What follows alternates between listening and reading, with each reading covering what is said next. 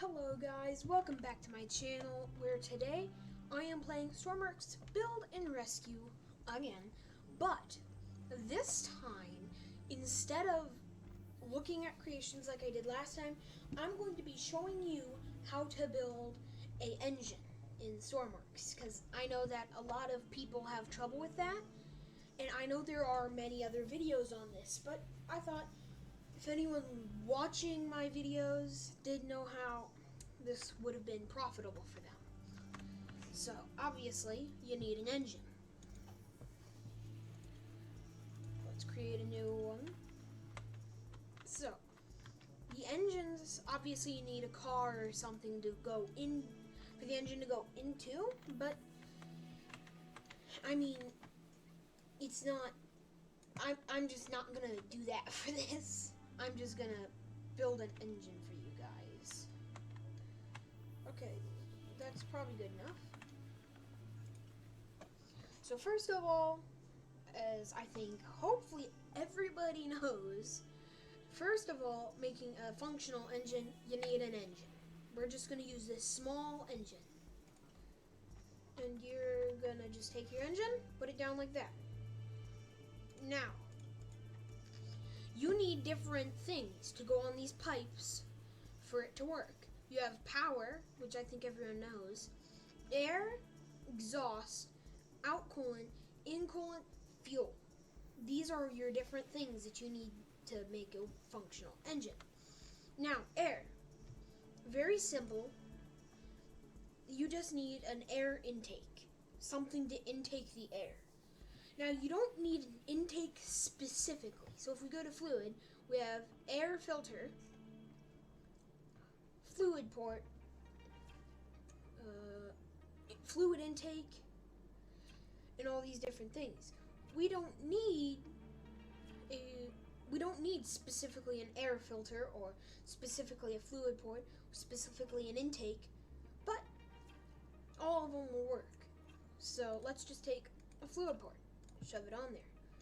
The same with exhaust. Just remember, air needs to be on the outside of your vehicle, not on the inside of your vehicle. Because if it's on the outside of your vehicle, if it's on the inside of your vehicle, it will not be able to get air from the surrounding area, and it will basically suffocate the engine because there's no air in there that's good for the engine. So then you have exhaust, which, as everyone knows, this can be inside the car because it works like that. It can be inside the car, but let's just use an exhaust here because this is the exhaust. We're just going to use the exhaust pipe thing here. Okay, now we have fuel. I think everyone knows this. It just needs one of these fuel tanks. Basically, I know when I was first trying to build an engine, this was what confused me. None of you guys are probably confused by this, but I was wondering, do I just strap it to the fuel tank, or does it have to be on this? Yes, it does have to be on this. And you guys probably think I'm stupid, because, I mean, most of you guys are probably like, well, duh, it needs to go on the hole. Well, I didn't know that. So let's go down and straight on in to the fuel tank. Now another thing, remember, if you're building a jet engine, which I'll probably do a video on, you do not want to have this on diesel. So if you go on the select here, you can then click on it and you can go diesel, jet fuel, or you can go back from diesel to seawater to freshwater. But we're going to keep it on diesel because this is a diesel engine. Now, if you're building a plane or something, keep in mind you have to click on the engine and the same selector that you used for the fuel, and you have to put up the RPS, or your plane won't have enough rotations per second to take off. So you need to turn this up. But I have had trouble with my engine exploding if I turn it up a little bit. Like, it'll explode after a little bit. But I don't know why, But if any of you guys watching the video know why, leave in the comments down below why it does that, what I'm doing wrong. But for the placement of this video, we do not need to do that. Okay, now, coolant. That is a different hole here. So I'm just going to make a 3x3 hole here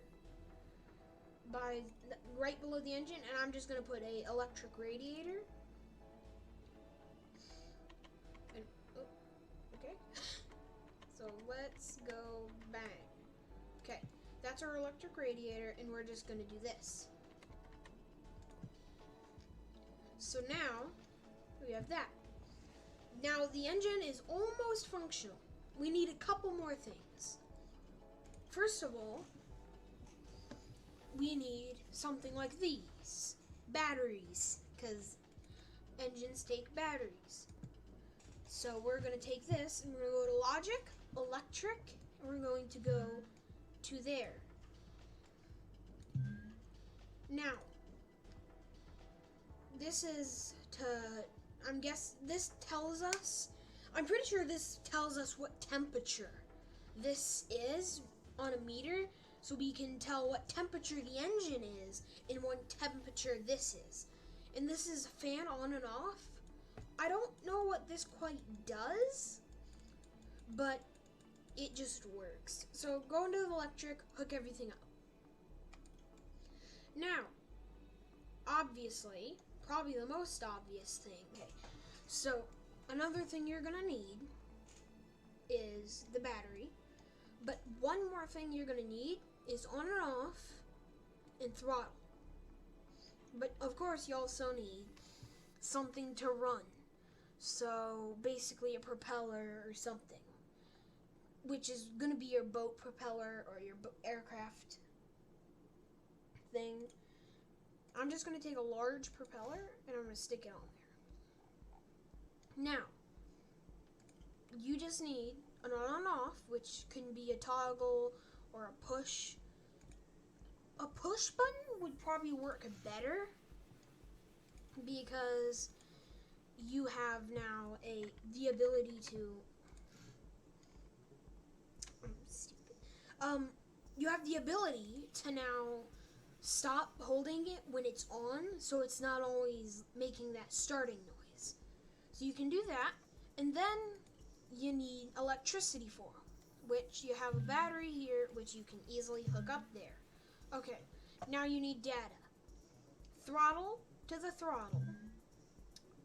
Push button to the starter. And that's all you need. We might be able to just do that to make it start like that, just to start that, just in case we need to start that. I don't know, but some of you guys who know more than me, you can educate me down in the comments. I won't get angry if you start telling me about something I don't know. You'd be my friend to tell me what I'm doing wrong here. So now we've got everything here. Now the only thing we could add to this is these different probes. I could hook these up to like a screen. Well, not really a screen, but one of these, a digital display or a dial. We could do that. So I could just take this and put power to it. And then I could take this value to display, and I could say, let's see what the RPS is. And then we have our little thing here. But, okay, let's just get straight to the starting the engine. So throttle lever to 1. I always started at 1. Apparently it's not good to start it at 1 because it may explode the engine, but honestly, nobody got time to start it at 20, and then, like, nobody got time to go from 0 to, like, 30, start it, then put it up. But there, it works. But it's about to explode here, probably because this isn't in water. But as you can see here, that's a working engine. And I just pull back the throttle lever, and then this stops.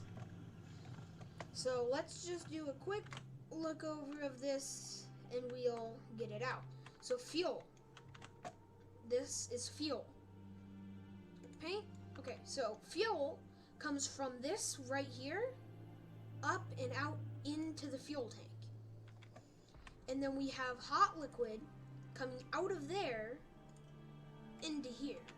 And you have hot liquid going in and out through these. Then you have exhaust right here coming out. Then you have air here going in. And then finally you have this, which, remember, this is the power output at the top. And then you have your throttle. You have your starter. And then you have your RPS, which is right here. And then you have the engine, obviously, but that's besides the point. So you have blue, which is fuel, air, exhaust, coolant, the two ones at the bottom, power, which is at the top, and then you have these different modules over here, which you can add to the engine. I hope this was a very profitable video for you. I hope I made it very simple for you guys to understand. Anyways, guys, bye. I love you, and I will see you guys next time.